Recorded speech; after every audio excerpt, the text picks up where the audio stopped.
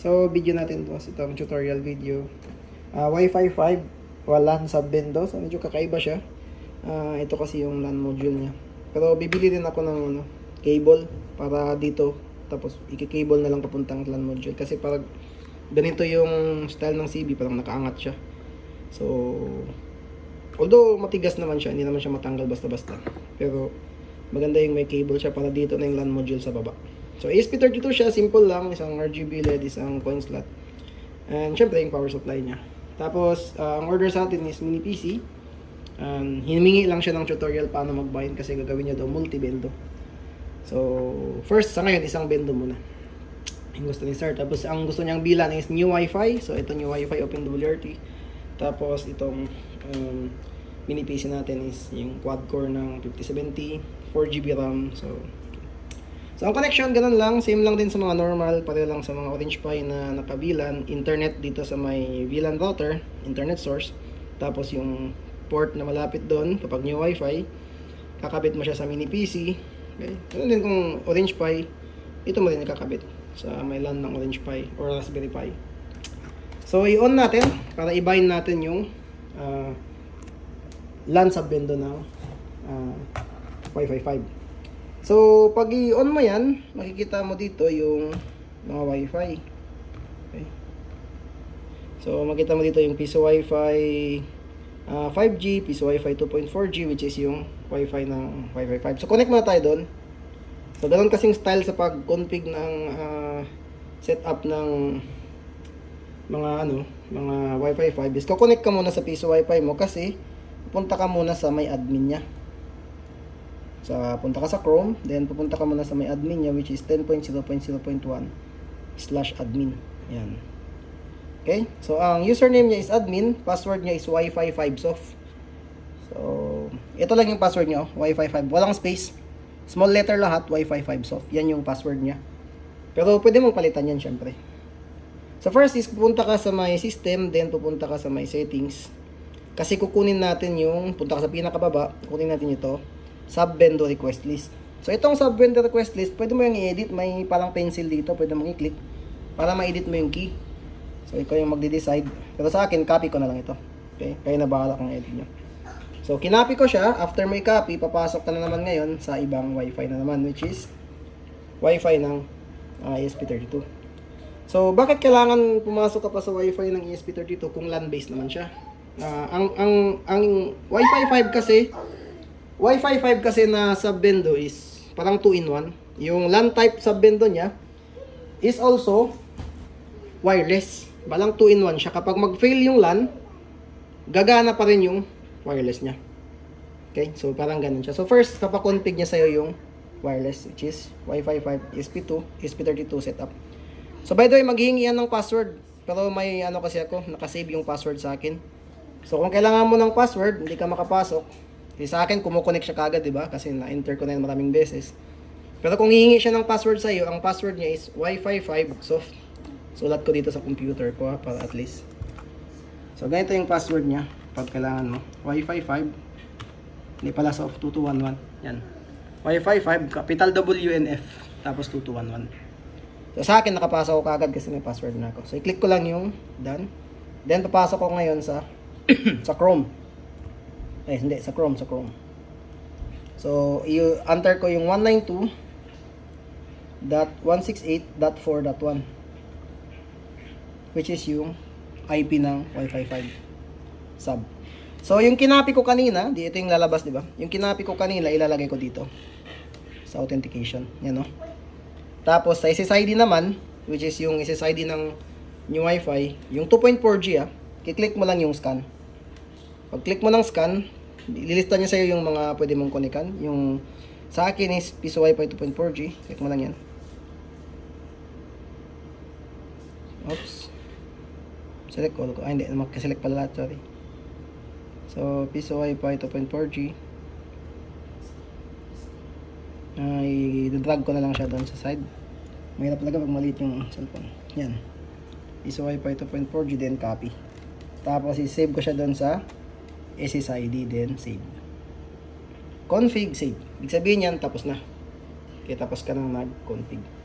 So, ang gagawin mo ngayon, i-off mo siya. Hilahin ko lang ito. Dito man din yung power supply niya. Pwede mo din hilahin doon. Off mo siya. Then, syempre, kukuha tayo ng LAN cable. Bali, gagawin mo na siyang LAN type. So, parang, ang ginagawa mo lang nung una is, kino-config mo muna yung wireless niya. Then, next, i-config mo yung LAN niya. So, sa LAN, basically, wala ka nang i-config sa LAN type. Kakabit-kabit na lang. So, hanap mo na ako ng, hanap mo na ako ng LAN cable.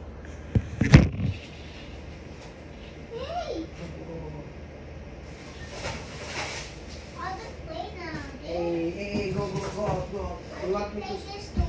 If you don't stop, you can play. Go out.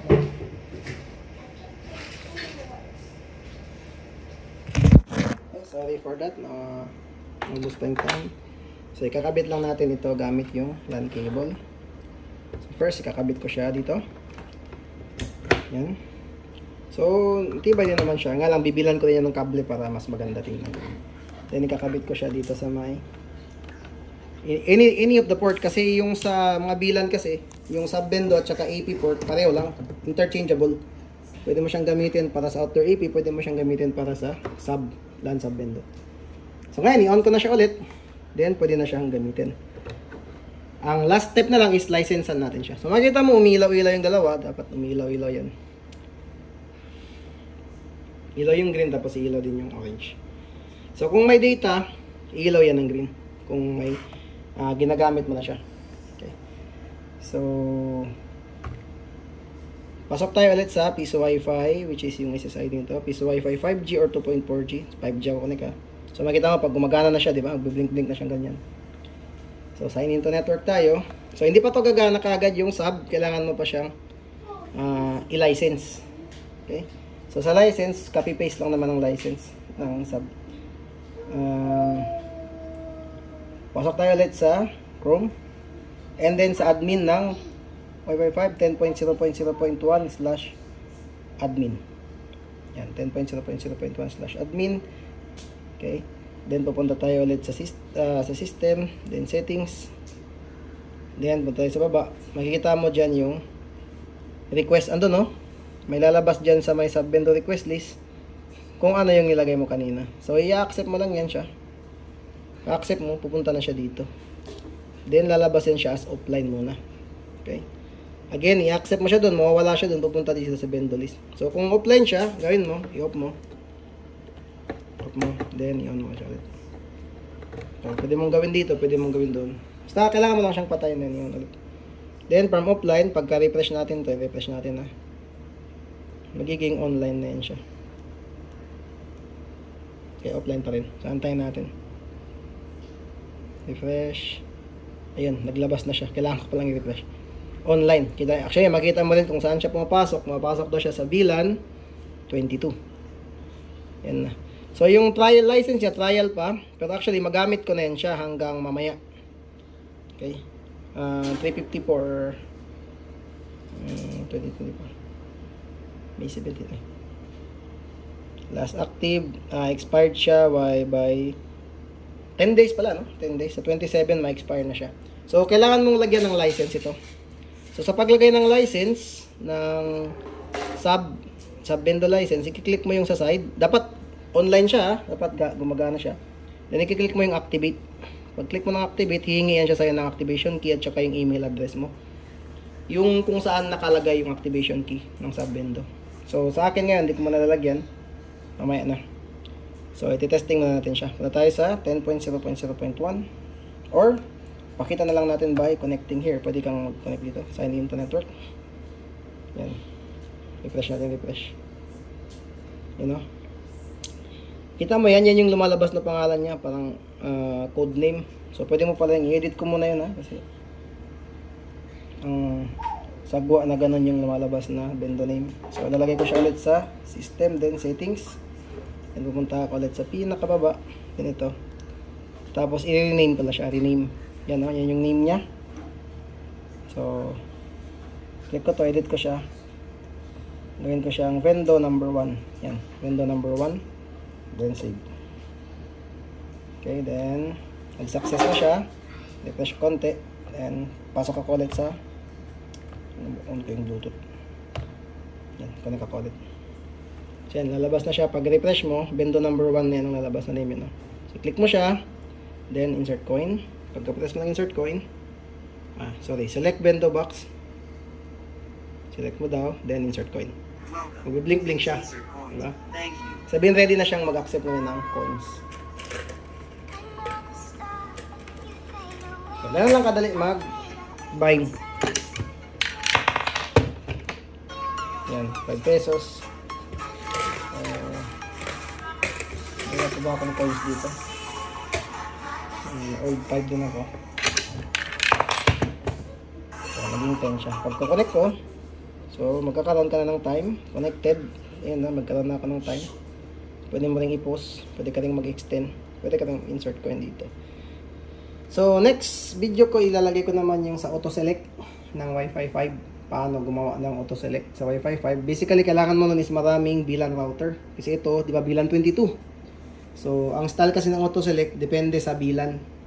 Kung gagawa ka ng ibang Wi-Fi router, katulad itong new Wi-Fi na VLAN 23, so, kapag doon nag-connect yung cellphone, automatic yung Bendo, di ba ito, connected siya sa VLAN 22. So, ito yung mag-activate. So, kung dadagdag ka ng VLAN 23, maglalagay ka ng separate Bendo doon. Pagka-connect mo sa VLAN na yun, or sa router na yun, or AP na connected sa kanya, pag-click mo ng insert, automatic yung connected sa kanya na Bendo ang mag-activate. So, yun. So, subukan natin. YouTube. Yan. So, bug yan ng cellphone ko. Minsan gumaganyan, no? Late siya mag-activate, no? Late siya magsabi ng connected.